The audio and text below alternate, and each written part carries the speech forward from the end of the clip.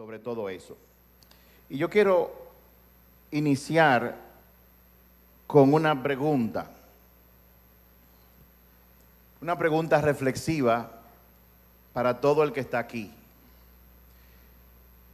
Si la gente pudiera ver un día en tu vida, si pudieran de alguna forma observar todo lo que tú haces, desde que te levantas y haces todo lo que tienes que hacer hasta que tú te duermes, si se pudiera hacer eso, la pregunta es, ¿a qué conclusión llegarían ellos respecto a tu carácter?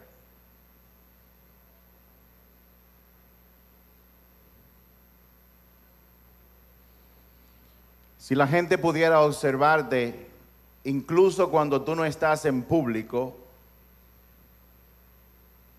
en un día de tu vida, ¿a cuál conclusión llegarían? Pero aparte de eso, ¿a qué conclusión llegarían esas personas con relación a la naturaleza de Dios, basado en cómo te ven a ti actuar en un día de tu vida? ¿Qué diría la gente sobre Dios, sobre su naturaleza,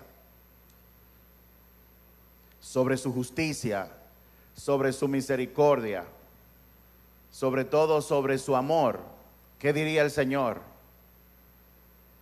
Solamente si la gente pudiera, ¿qué dirían del Señor, perdón? Si la gente pudiera verte en un día de trabajo, en un día de tu vida, en un día en tu casa, en un día cuando tú estás solo o sola. Dentro de la serie, El triunfo de los que no se contaminan, la parte número 1 tiene un título y se llama La libertad de trazar límites. La libertad de trazar límites. Y parece contradictorio porque cuando se trazan límites se supone que las personas son oprimidas y que se está coactando la libertad. Pero eso es en apariencia, porque hay libertad cuando una persona logra establecer límites en su vida. Y antes de comenzar con el mensaje, quiero hacer una pequeña ilustración.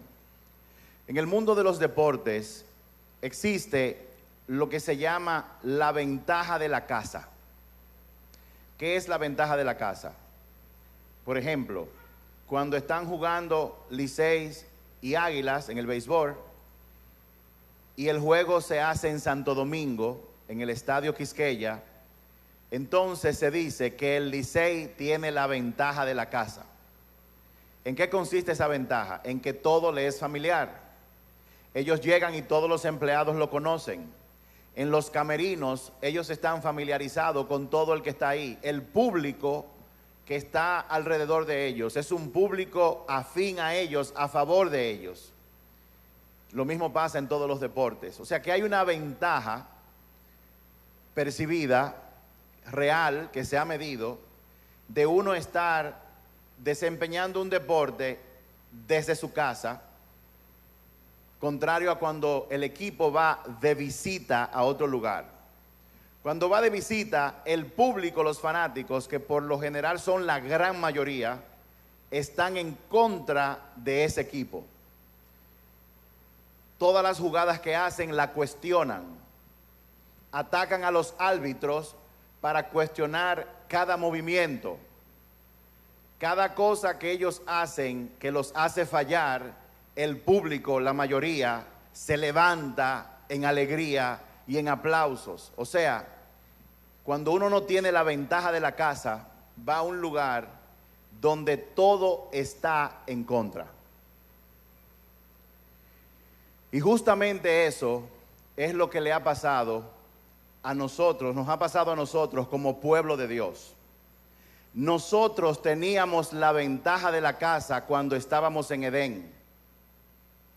Cuando Dios nos creó, que nos puso en el jardín del Edén, estábamos en un ambiente familiar, acompañado de Dios que estaba a nuestro favor. Pero inmediatamente entró el pecado a nuestras vidas por la decisión que tomó Adán y que tomó Eva. Entonces el hombre, el ser humano, fue expulsado del jardín del Edén y fue echado fuera. Lo sacaron de casa, perdió la ventaja de la casa. Y hoy en día el mundo y sobre todo el pueblo de Dios está viviendo una vida sin la ventaja de estar en casa con el Creador. Y todo el mundo, todos los fanáticos del mundo están en nuestra contra. Esta serie va a empezar utilizando una historia de la Biblia que todo el mundo conoce, que está basada en el libro de Daniel. Los israelitas por muchos años, luego de que Moisés los sacó de la tierra de Egipto y los condujo cerca de la tierra prometida, y cuando entraron en la tierra prometida, el pueblo de Dios se podía decir que relativamente estaba en una comunión con Dios. Pero ya en la tierra prometida comenzaron a juntarse con diferentes pueblos, con diferente gente de diferentes naciones, incluso que adoraban a otros dioses. Y en eso entonces volvió a entrar el pecado de la idolatría. La idolatría o un ídolo no es más que cualquier persona, cosa o idea o pensamiento que se constituye en mi fuente de todo. Si yo creo que yo dependo de mi trabajo es un ídolo. Si yo creo que mis finanzas dependen de mi negocio es un ídolo. Porque la realidad, aunque usted lo crea o no, usted depende de Dios. Porque usted puede tener un trabajo, puede tener un negocio, y quien pone el favor y la gracia para que todo vaya bien es Dios. Entonces el pueblo de Israel se mezcló con otras civilizaciones y se metió fuertemente en idolatría. Comenzó a considerar que otras cosas eran su fuente, y donde hay idolatría Dios no puede estar. Cuando entra el pecado, como hemos dicho anteriormente, llega la muerte. ¿Y la muerte qué es? Una separación de Dios, y donde Dios no está, no nos va bien, porque no solamente no tenemos su guía, sino que estamos a expensas de ataques demoníacos, como habla la Biblia en Efesios. El pueblo de Israel había sido advertido una y otra vez por diferentes profetas: Ezequiel, Jeremías, el profeta Habacuc. Eran profetas que hablaron al pueblo de Israel: tienen que dejar la idolatría, tienen que dejar la idolatría. Y Dios le decía a los profetas: dile a mi pueblo que si no dejan su idolatría, entonces vendrá un mal sobre ellos. Y el mal del que Dios hablaba fue la invasión de Babilonia. Llegó a Jerusalén, llegó a Israel, mató mucha gente, mató al rey. Y el rey de Babilonia de esa época, llamado Nabucodonosor, llevó al exilio a un grupo de gente. O sea que el pueblo de Israel en ese entonces perdió la ventaja de la casa, porque ya no estaba en Jerusalén, sino que ahora estaban en otra nación, en un imperio llamado Babilonia. El rey, dice la palabra de Dios en Daniel 1, voy a leer Daniel 1, a partir del verso 1. Durante el tercer reinado de Joacín, rey de Judá, llegó a Jerusalén el rey Nabucodonosor de Babilonia y la sitió. Sitiarla significa que se le puso alrededor y dijo: aquí nadie sale y nadie entra. Cortó el fluir de alimentos, de agua y de todo. Y esperaron ahí muchos meses hasta que el hambre, la sed y el encierro pues hicieran su trabajo. La sitió, eso es sitiarla. Verso 2, el Señor le dio la victoria sobre Joacín de Judá y le permitió llevarse algunos de los objetos sagrados del templo de Dios. Así que Nabucodonosor se los llevó a Babilonia y los puso en casa del tesoro del templo de su Dios. Luego el rey ordenó a Aspenaz, jefe de Estado Mayor, que trajera al palacio algunos de los jóvenes de la familia real de Judá y de otras familias nobles que habían sido llevadas a Babilonia como cautivos. Selecciona solo jóvenes, oigan el criterio de la selección. Selecciona solo jóvenes sanos, fuertes y bien parecidos. Y le dijo: asegúrate que sean instruidos en todas las ramas del saber, que estén dotados de conocimiento y de buen juicio, y que sean aptos para servir en el palacio real. Enseña la comida y el vino que provenía. Enseña a estos jóvenes el idioma de la literatura de Babilonia. El rey les asignó ración diaria de comida y de vino que provenía de su propia cocina. Debían recibir entrenamiento por 3 años y después entrarían al servicio real. Daniel, Ananías y Misael y Azarías fueron 4 de los jóvenes seleccionados, todos de la tribu de Judá. El jefe del Estado Mayor les dio nuevos nombres babilónicos. A Daniel lo llamó Belsasar, a Ananías lo llamó Sadrac, a Misael lo llamó Mesac y a Azarías lo llamó Abed-Negó. Sin embargo, diga conmigo, sin embargo, Daniel estaba decidido a no contaminarse con la comida y el vino dados por el rey. Le pidió permiso al jefe de Estado Mayor para no comer esos alimentos inaceptables. Ahora bien, Dios había hecho que el jefe del Estado Mayor le tuviera respeto y afecto a Daniel. O sea que Daniel consiguió favor y gracia delante del jefe del Estado Mayor. ¿Cuál era el objetivo de Nabucodonosor? Pongan atención. ¿Cuál era el objetivo de Nabucodonosor en ese entonces? La instrucción era que esos jóvenes y todas las personas de Israel fueran transformadas, reprogramadas, contaminadas con la cultura de Babilonia. ¿En qué consistía la cultura de Babilonia? La cultura de Babilonia se enfocaba en los placeres. La cultura de Babilonia se enfocaba en que lo que tú piensas que está bien, eso es lo que va. La literatura de Babilonia enseñaba de que los dioses, que eran muchos en esa nación, permitían la inmoralidad sexual. De hecho, en el templo de uno de sus dioses habían sacerdotisas, y parte de los actos de supuesta adoración a ese dios, a esa entidad, a ese falso dios, consistía en que las sacerdotisas tenían que tener sexo en el altar con un sinnúmero de hombres. Imagínese solamente cuando algo así pasa, eso baja al pueblo entero. Por lo tanto, la cultura de Babilonia era una cultura de inmoralidad sexual, de adulterio, de fornicación, de pornografía y de todo tipo de cosas que usted se pueda imaginar. En la cultura de Babilonia, uno de los objetivos eran los jóvenes.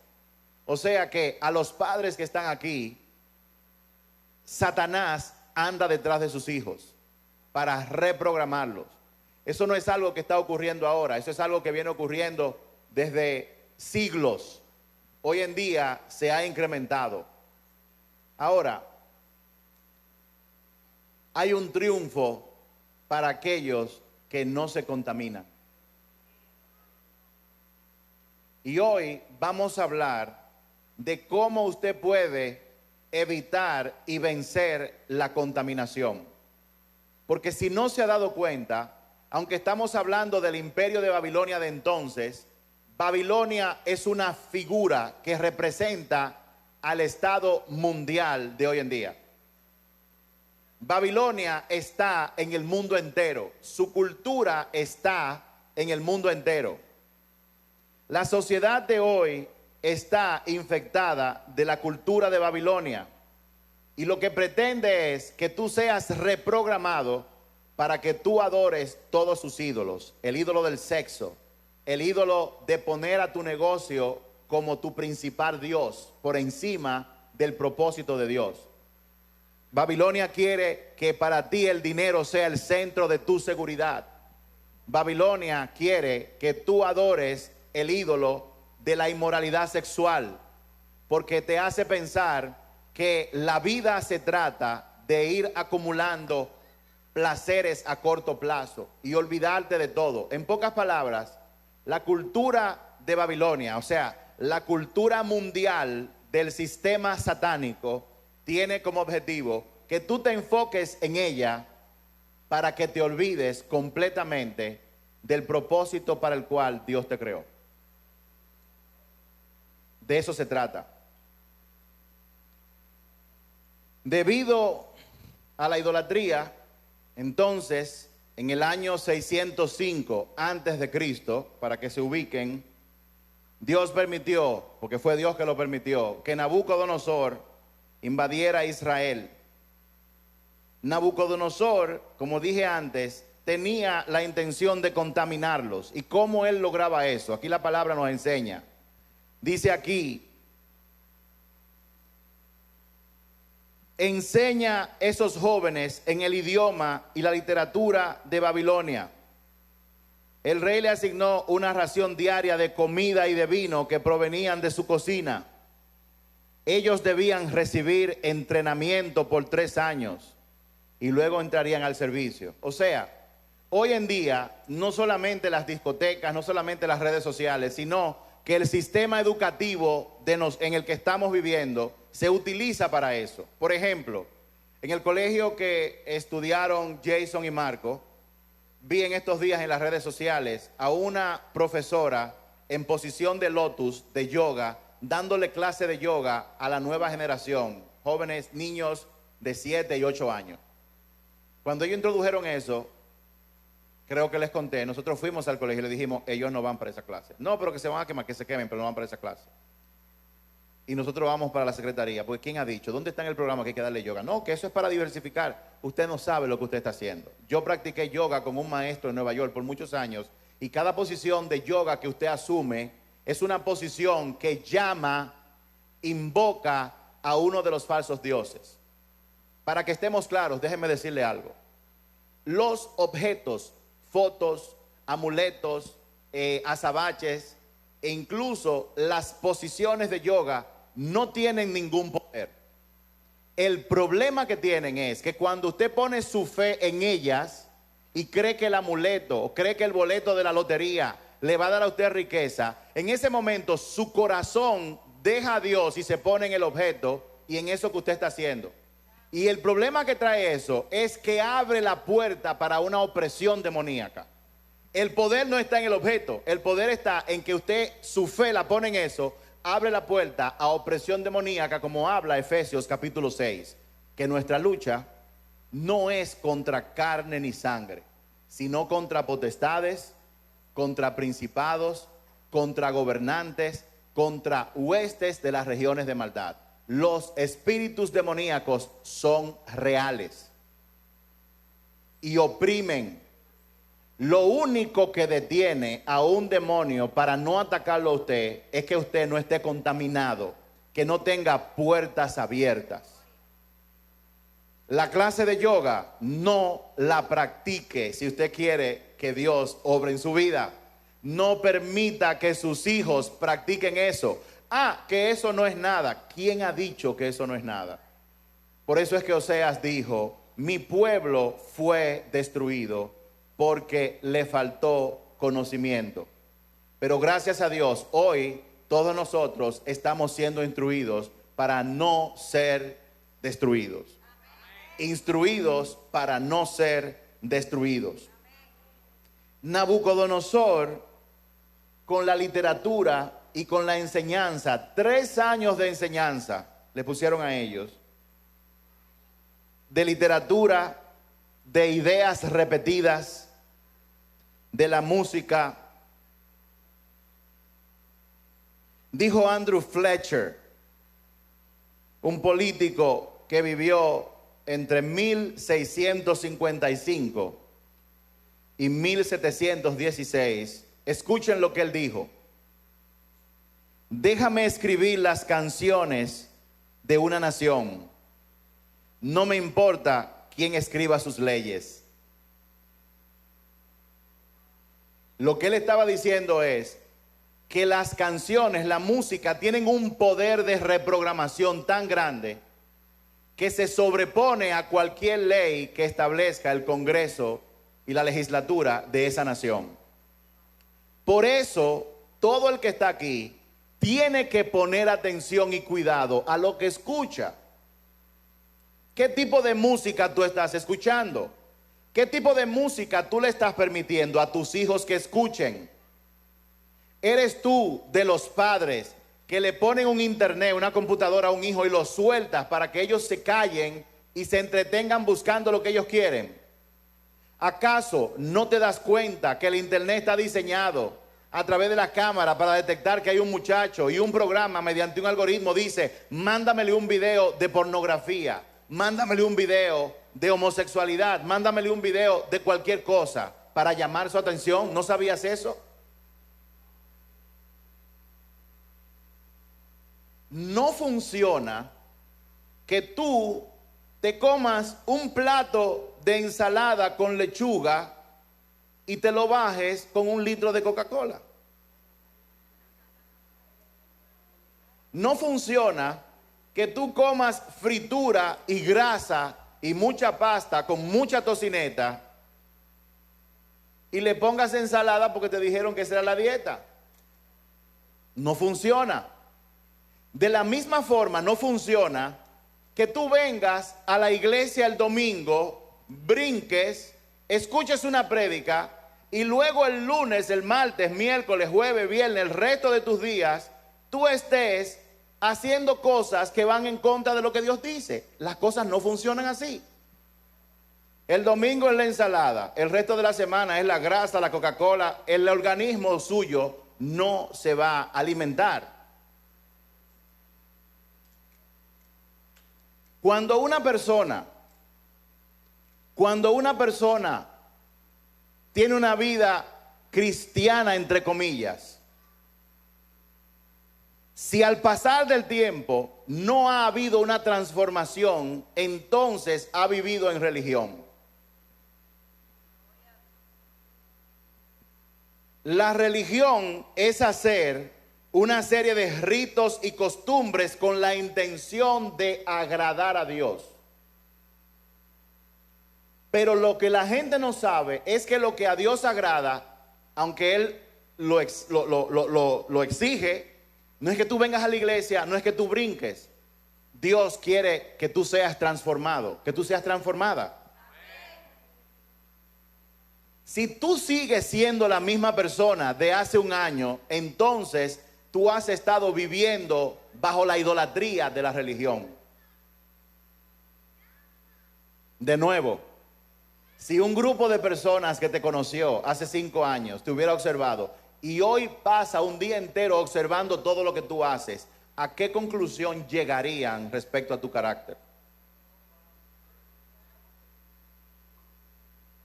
Y si un grupo de personas que quieren entregarle su vida a Dios porque los tiempos están difíciles, te observaran a ti durante un día completo, ¿a qué conclusión llegarían ellos sobre la naturaleza del Dios al que tú le sirves?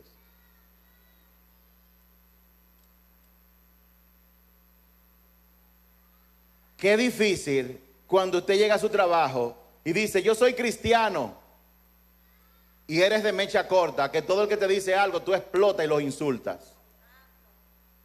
Qué difícil cuando tú dices: soy cristiano, y llegas tarde todos los días a tu trabajo. Qué difícil. En vez de tú glorificar y dar a conocer el Dios más grande y el único Dios que existe, tú lo que le estás haciendo es una mala propaganda. Ese Dios no sirve.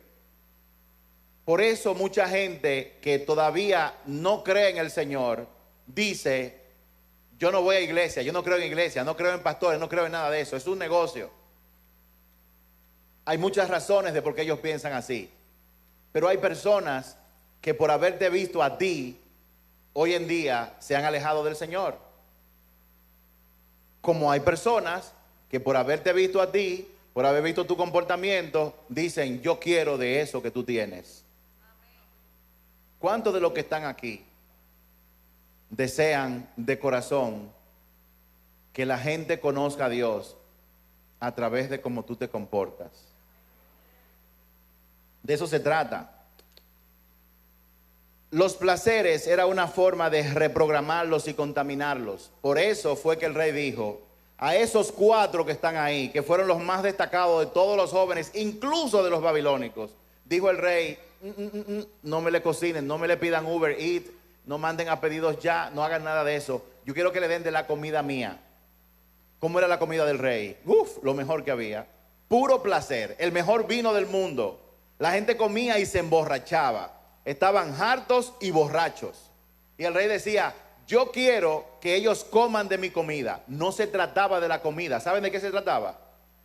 De los placeres. El rey sabio decía, yo quiero que ellos prueben los placeres. Yo quiero que ellos vengan a esta iglesia donde los jóvenes brincan y saltan. Y cuando salen por ahí, cometen fornicación. Me encanta esa iglesia. Me fascina esa iglesia. Que no te prohíben nada.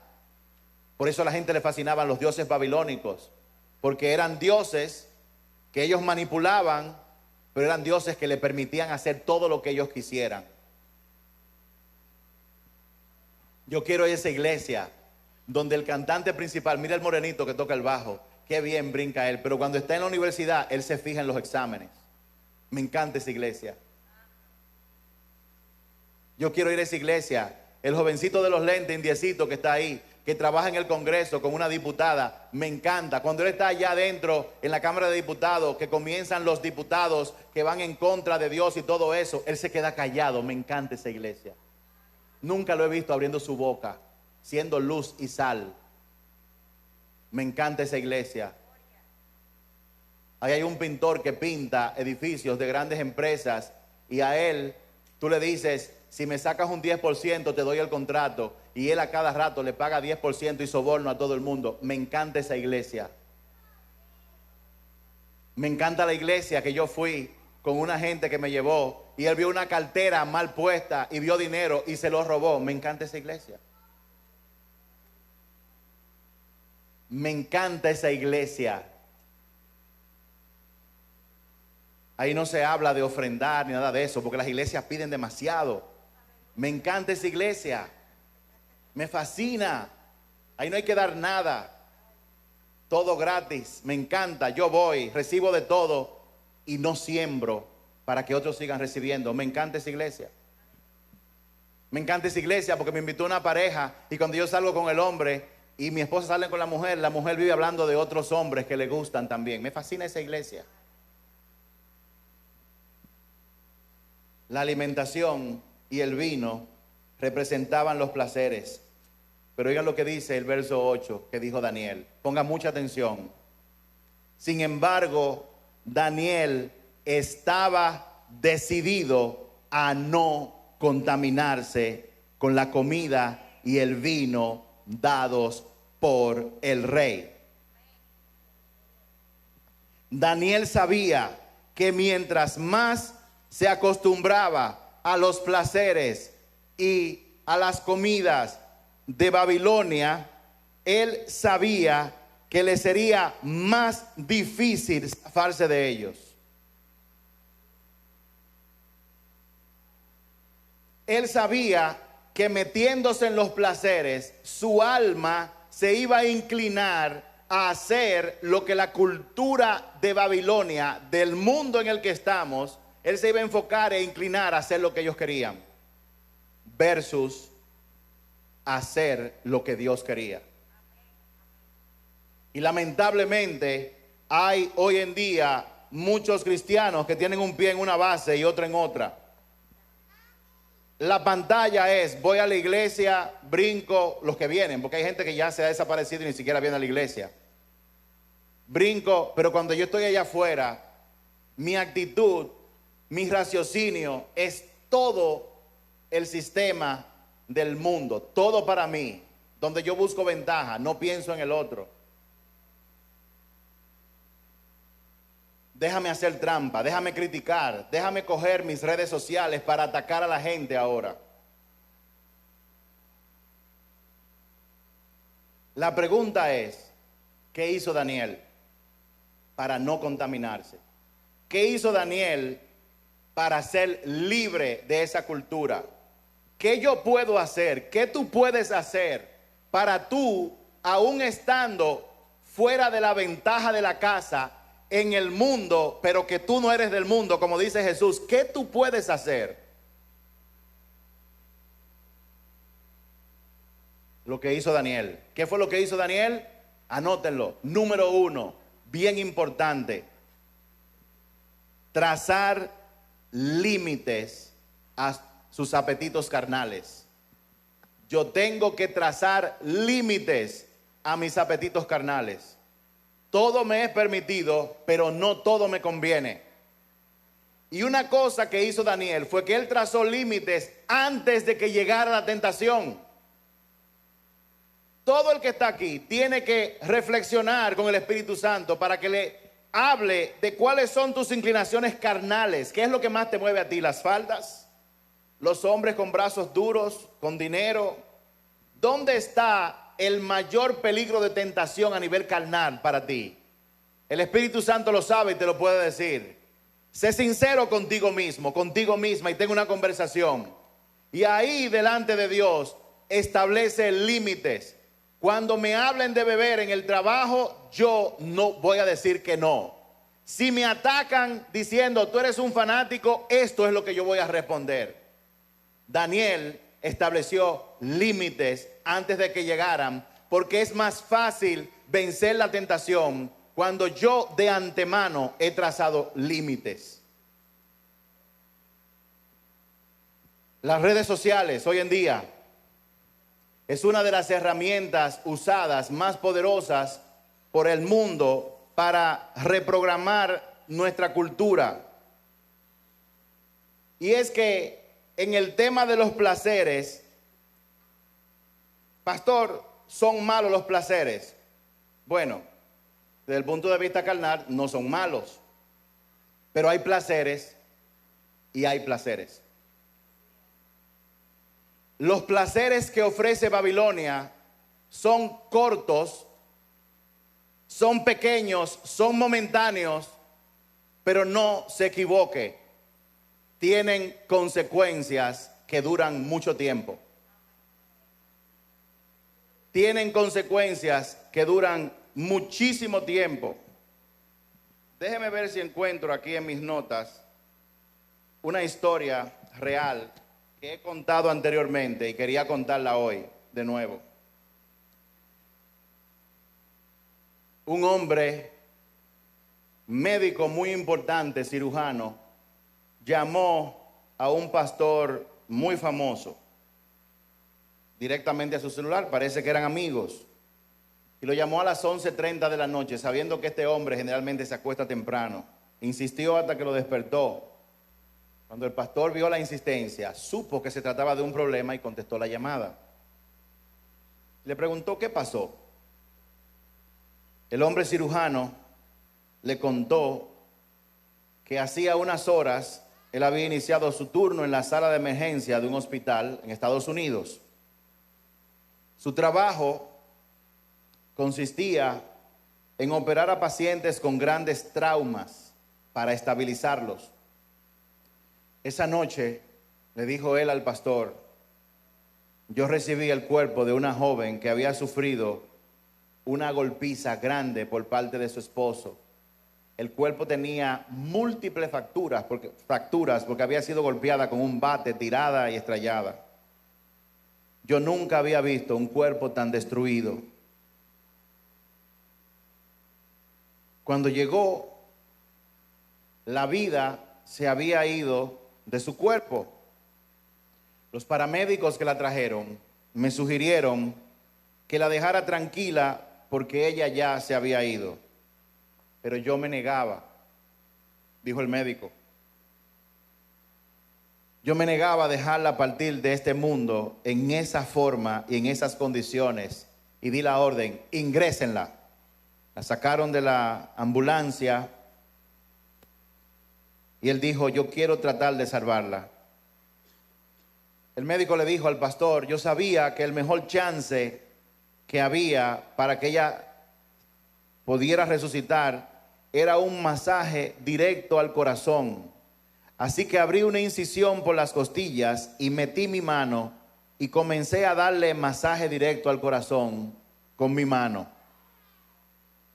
para ver si yo podía hacer que regresara. Luego de unos instantes de masajear su corazón, me di cuenta que no había nada que yo pudiera hacer. Ella se había ido y con su vida se habían ido todos sus sueños, todos sus planes y todas sus aspiraciones. Pastor, cuando fui a lavarme las manos, me di cuenta que tenía una ligera cortada en uno de mis dedos, por la cual salía mi propia sangre. Cogí alcohol y unos desinfectantes que tenemos y lo apliqué directamente a mi dedo. Y en ese momento, una de las enfermeras entró a donde yo estaba y tiró una bolsa de plástico transparente con las pertenencias de la joven. Para mi espanto, los objetos daban evidencia de que la joven era una drogadicta que se inyectaba. Por un instante yo miraba la jeringuilla rehusadas por una mujer que había dado HIV positivo. Miraba la jeringuilla y miraba mi cortada. Ya yo mandé a hacerme unos análisis, pero tendré los resultados, no tendré los resultados sino hasta unos días. Y el pastor le preguntó al médico, ¿pero es una herida profunda? Dijo el médico, no, es como una cortada de papel, la cortada que usted se hace con el filo de un papel, le dijo el cirujano. Y el pastor le preguntó, ¿tú me quieres decir que una pequeña cortada puede poner toda tu vida en riesgo? Y él le dijo, así es.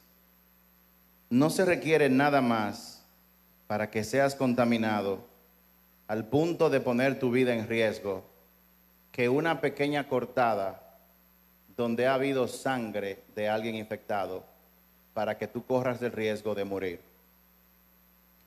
Y cuando yo escuché esta historia, yo dije, yo tengo que contarla en la iglesia.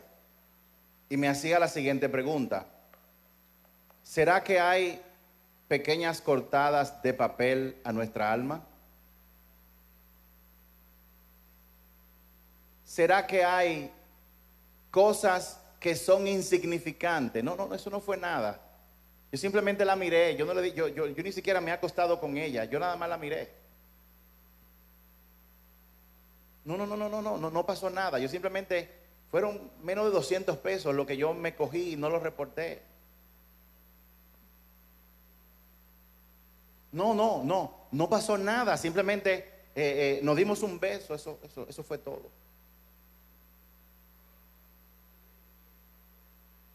No, pero fue una sola vez y eso pasó y yo no sentía amor por ella o no sentía amor por él. Fue una sola vez que pasó. ¿Será que hay cortadas de papel para el alma? ¿Será que hay cosas pequeñas que yo hago que pueden contaminarme de tal manera que mi vida caiga en riesgo? La respuesta es sí. La respuesta es sí. Una relación sexual, los jóvenes que están aquí, porque eso no es nada, porque todo el mundo lo está haciendo, puede traer un embarazo para el cual tú no estás listo o lista.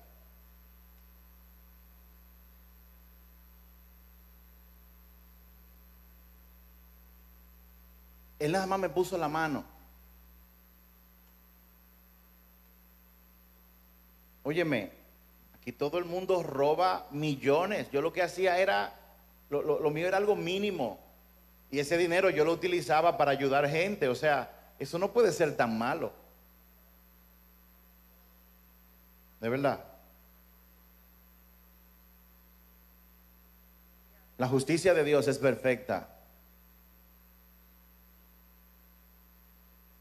Si la gente hubiera observado todo lo que tú hiciste el viernes, desde que te levantaste hasta que te dormiste, ¿a qué conclusión llegarían basado en lo que vieron y oyeron que tú hiciste?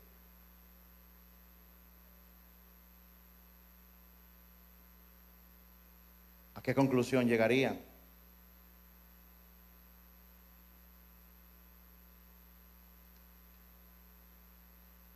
¿Qué hizo Daniel? Él trazó límites para sus apetitos carnales. Nosotros tenemos que hacer lo mismo hoy. No mañana, hoy.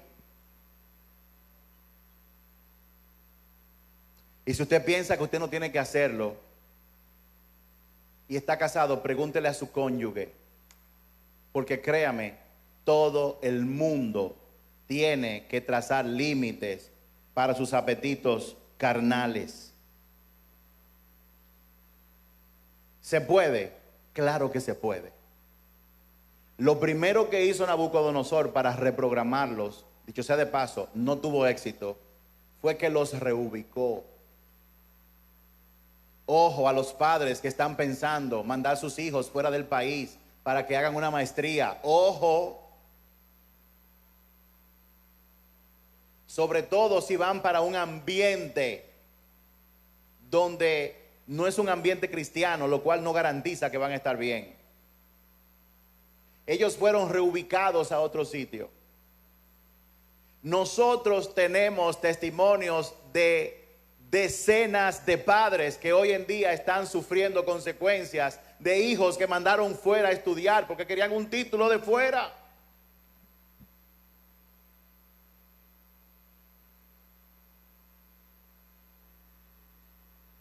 Yo viví en Estados Unidos, yo sé lo que pasa en esos colleges, en esos dormitorios. Yo sé de fiestas que se hacen desenfrenadas, muchachos que de repente andaban con un freno y hoy se ven de la noche a la mañana sin ningún tipo de freno. Y mi mamá y mi papá están a más de 1500 kilómetros y yo puedo apagar mi celular para que ellos no sepan lo que yo estoy haciendo. Y cada vez que los llame, bendición papi, bendición mami, ¿cómo te fue hoy? Excelente.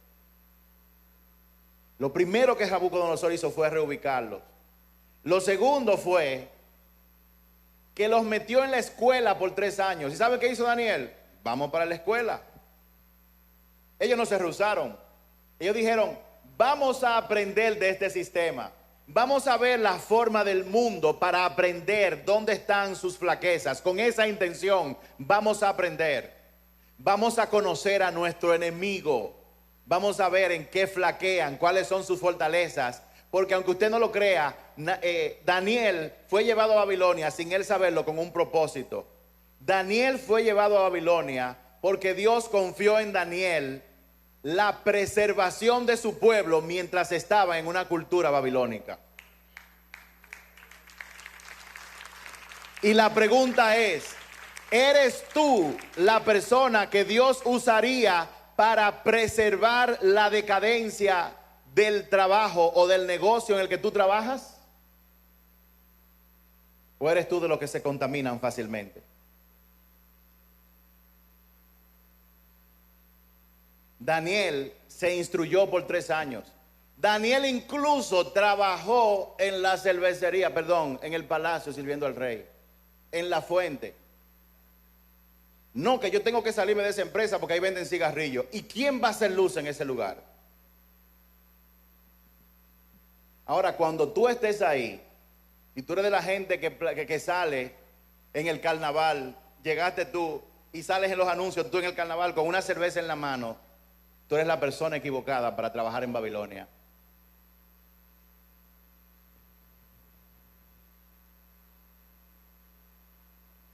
Aún así, Daniel no se contaminó, se dispuso a trabajar para el rey. Daniel se adaptó a su nueva realidad y dijo: yo no estoy en Israel, pero mi Dios sigue siendo el único Dios. Yo no estoy en Israel, estoy aquí, pero yo soy un hijo, yo soy una hija de Dios. Yo no estoy en Israel, pero yo voy a trazar la línea, voy a poner un límite. De aquí yo no paso, aunque me cueste el trabajo. Yo no estoy en Israel, estoy en Babilonia, pero no voy a hacer nada para alcanzar el éxito. No voy a comprometer mis principios a expensas de yo ser exitoso. Eso fue lo que dijo Daniel. Y él trazó, Oscar, límites antes de. Está acabando el tiempo. Y esa es nuestra realidad en el día de hoy. Nosotros vamos a la escuela.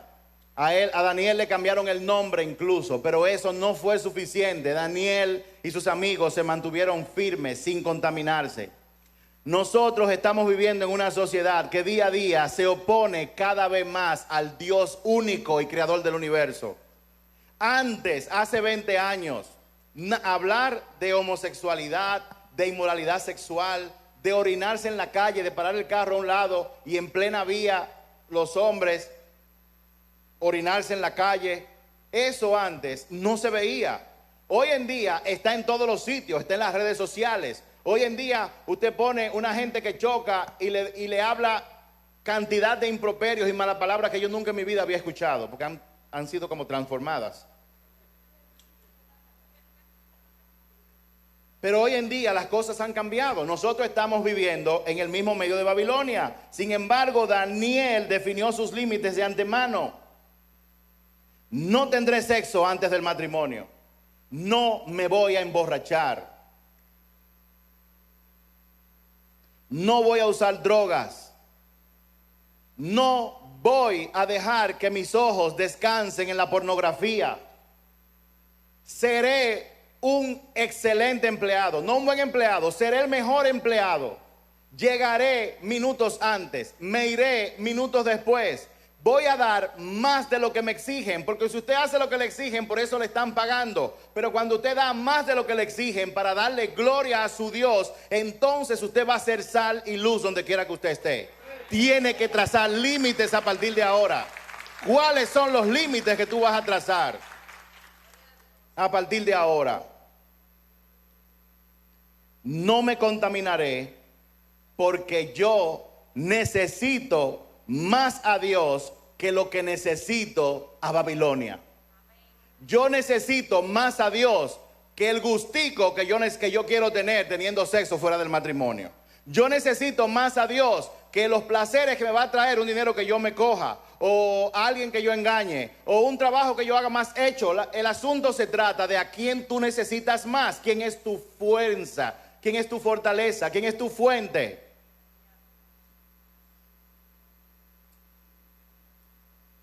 Y sepan que Daniel lo hizo con respeto. Él le pidió al jefe de Estado Mayor respetuosamente que le permitiera no comer ni beber de los alimentos babilónicos. No olvidó el estándar de Dios por el hecho de tener éxito en su vida. El verso 9 dice: ahora bien, Dios había hecho, oiga esto, Dios había hecho que el jefe de Estado Mayor de Nabucodonosor le tuviera respeto y afecto y favor a Daniel. Todo el mundo quiere tener favor y respeto, pero no quiere establecer límites. Daniel consiguió el favor y el respeto del jefe de Estado Mayor porque él estableció límites claros, y eso le ganó el respeto de la otra persona. Y como este tipo, estando en el palacio del imperio más grande del mundo, le van a dar todos los manjares, me dice que él no quiere esos manjares, que lo que quiere es comer lechuga solamente. Como este tipo que está de viaje de negocios, su esposa está lejos o su esposo está lejos, y yo le estoy diciendo que esa mujer que está ahí, que es un cromazo, se quiere acostar con él y su esposa no se va. No, déjame tranquilo, yo duermo solo esta noche. No nos reunamos en mi habitación esta noche, yo quiero descansar. ¿Cómo una gente puede hacer eso? ¿En base a qué? Eso le ganó el respeto del jefe de Estado Mayor. Pero para usted ganarse el respeto, la admiración y el favor, usted lo va a hacer trazándose límites.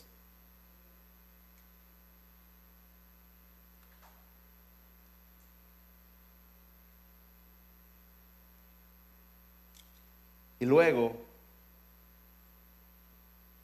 en el mismo libro de Daniel, hay dos historias más. A ver si me da tiempo en los minutos que me quedan. En el capítulo 3 de Daniel está la historia de cuando sus 3 amigos fueron echados al horno de fuego. En el verso 15 del capítulo 3 dice: les daré una oportunidad más para inclinarse y rendir culto a la estatua que he hecho cuando oigan el sonido de los instrumentos musicales. Sin embargo, dijo Nabucodonosor a Mesac, Sadrach y Abednego, los amigos de Daniel: si se niegan, serán inmediatamente arrojados al horno ardiente. Y entonces, oigan esto, ¿qué pregunta? ¿Qué Dios podrá rescatarlo de mi poder?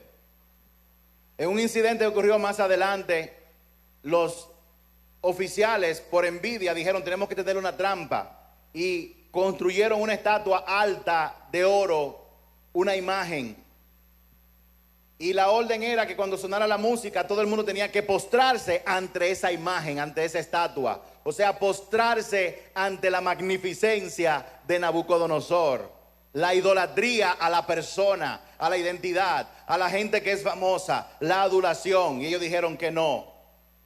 Y por eso él le dijo, que dijeron que no, déjame decirle esto: si no se inclina, le voy a dar una oportunidad más, lo voy a mandar en un horno de fuego, a ver qué Dios lo va a salvar a ustedes. Dice el verso 16 al 18: Sadrach, Mesach y Abednego contestaron lo siguiente. Oigan lo que ellos respondieron, pongan mucha atención. Oh Nabucodonosor, no necesitamos defendernos delante de usted. Si nos arrojan al horno ardiente, el Dios a quien servimos, no el Dios del que yo hablo, no el Dios al que yo visito la iglesia, sino el Dios al que servimos, es capaz de salvarnos. Él nos rescatará de su poder, su majestad, oh rey. Pero si aún no lo hiciera, porque Dios es soberano y hace lo que quiere, dejamos claro, queremos que usted esté claro, no queremos hablar entre líneas, quede claro ante usted que jamás serviremos a sus dioses, ni rendiremos culto a la estatua de oro que usted ha levantado. Para que no le quede duda a usted, señor Nabucodonosor, no nos vamos a inclinar.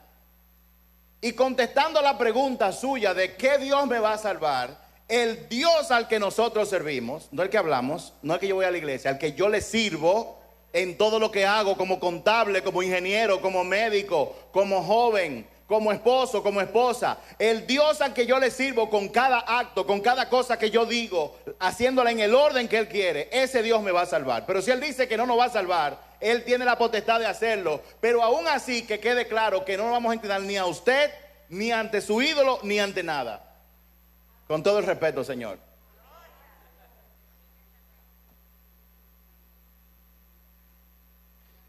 Dice el verso 18, que lo acabo de leer. ¿Qué hicieron ellos 3? Trazaron límites. Hay que poner límites. Hay libertad en poner límites, porque los límites me ayudan a mí a permanecer obediente a lo que Dios me está instruyendo. Y solamente en Él hay libertad. En el mundo no hay libertad. Hay libertad cuando mi vida está centrada y opera a partir de lo que Dios dice.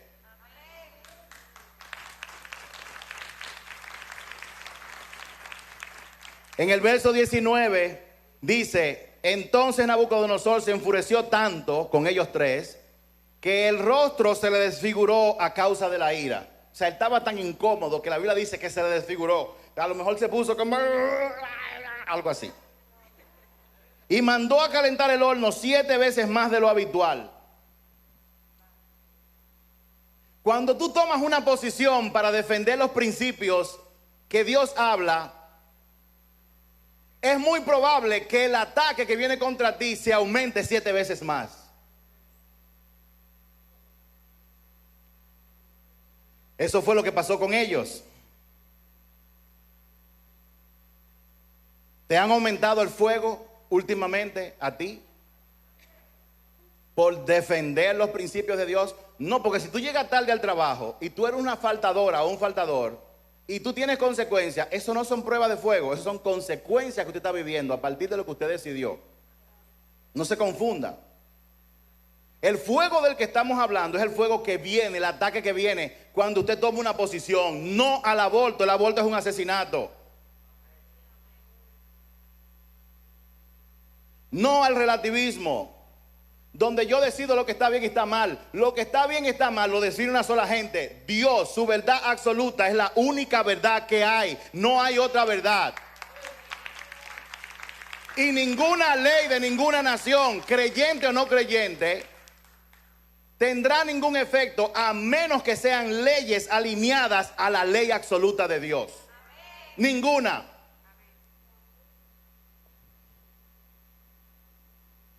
Dice el verso 24. De pronto Nabucodonosor, bueno, a ellos lo tiraron en las llamas. Y cuando estaba en el fuego, dice, de pronto Nabucodonosor, lleno de asombro, se puso de pie de un salto y exclamó a sus asesores: ¿no eran 3 los hombres que atamos y arrojamos dentro del horno? Sí, su majestad, así es, le contestaron. Miren, gritó Nabucodonosor, yo veo a 4 hombres desatados que caminan en medio del fuego sin sufrir daños. Y el cuarto se parece a un dios. Cuando tú tomas una posición como hijo o hija de Dios, cuando tú trazas límites en tu vida, no significa que no habrá fuego de pruebas en tu vida. No significa que tú no vas a sufrir persecución, acusación, gente que levanta calumnia. Lo que eso significa es que tú no estarás solo en el fuego, porque Dios estará contigo. Y Él dice en Isaías 43, cuando pases por el fuego, no te quemarás. Si tú trazas límites, si tú te dispones a actuar como yo digo versus como dice el mundo de allá afuera.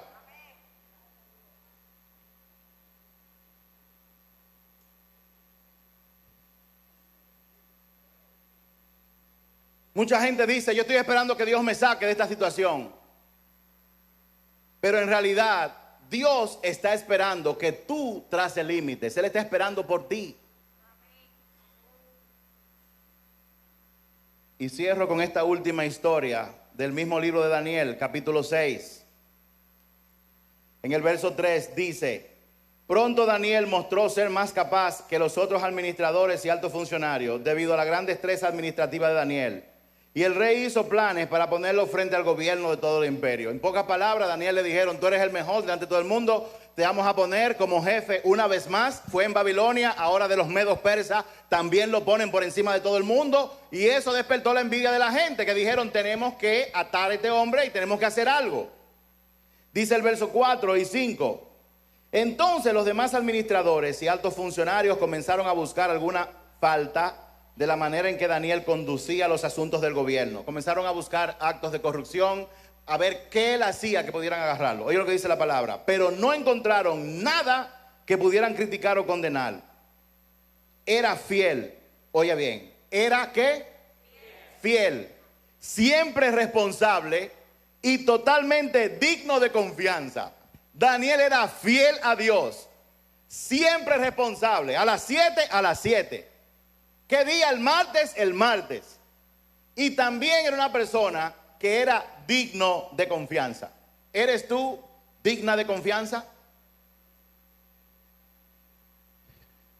¿Eres tú fiel a Dios? ¿Qué tan responsable tú eres?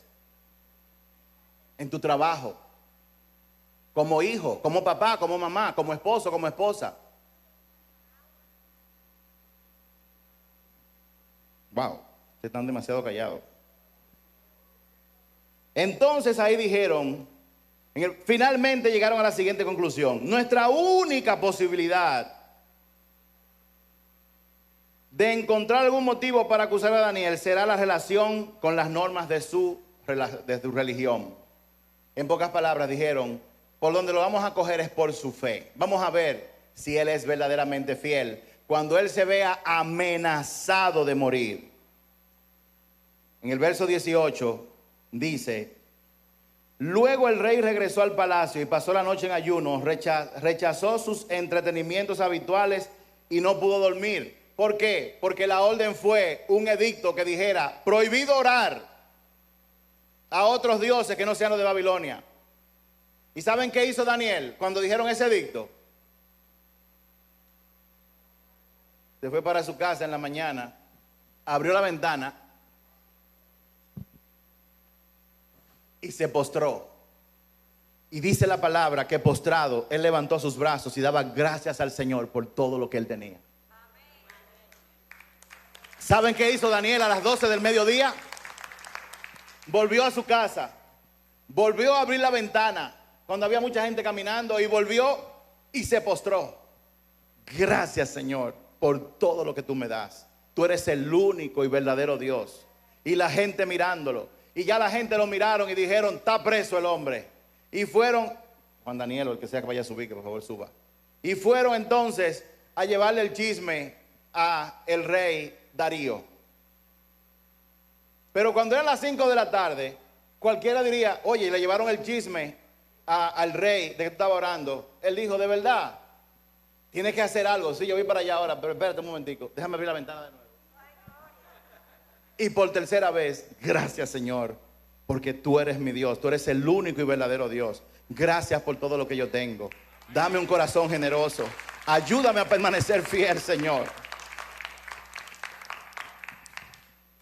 Entonces, dice el verso 16: entonces finalmente el rey ordenó que arrestaran a Daniel y lo arrojaran al foso de los leones. Y el rey dijo: que tu Dios, a quien sirves tan fielmente, te rescate.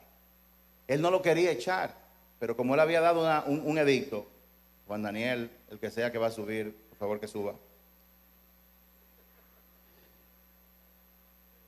Dice el verso 19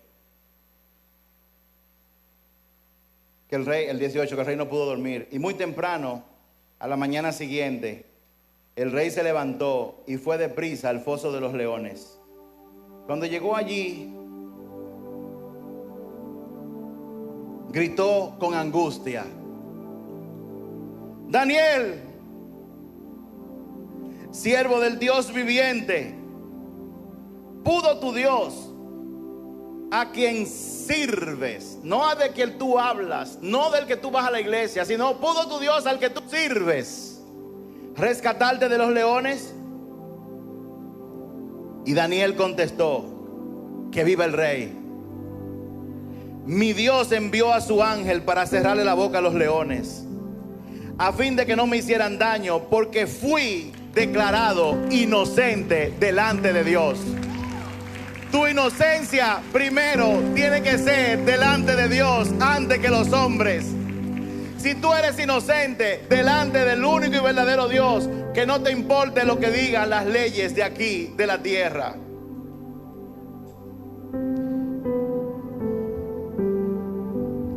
El rey se alegró mucho y mandó a que sacaran a Daniel del foso. No tenía ningún rasguño porque había confiado en su Dios, reconoció Darío. Entonces el rey dio órdenes de que arrestaran a los hombres que maliciosamente habían acusado a Daniel y los hizo echar al foso de los leones junto con sus esposas y sus hijos.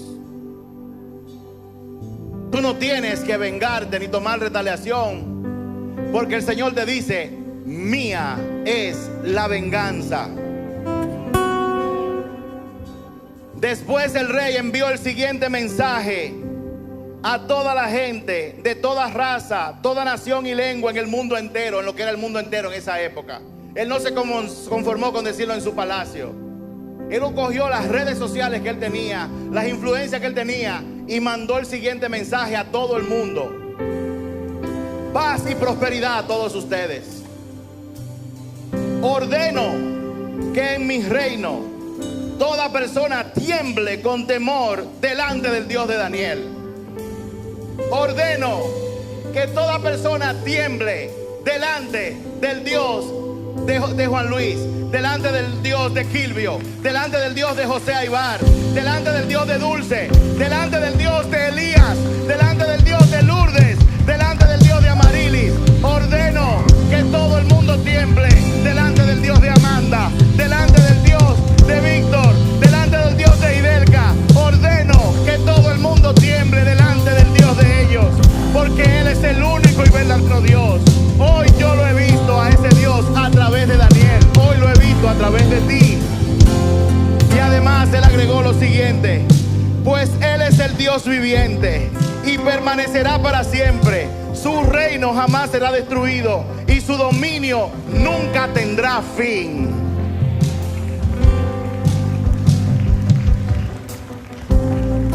El Señor te dice en este día de hoy: mi hijo, mi hija, hoy es el día de tú trazar límites.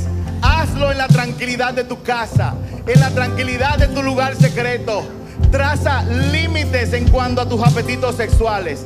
Traza límites en cuanto a adorar a personas, adular a gente. Traza límites en lo que a ti te prohíben, porque tú no puedes dejar de hacer las cosas que Dios te ha dicho que haga porque alguien te lo prohíba, pero tienes que hacerlo con respeto, como lo hizo Daniel, porque en el día de hoy Dios quiere decirte: hay libertad cuando tú trazas límites en tu vida, y es la libertad mía, porque ustedes son mis discípulos si hacen lo que yo les digo, y conocerán la verdad, y la verdad te hará libre. Donde quiera que tú vayas, póngase de pie, por favor.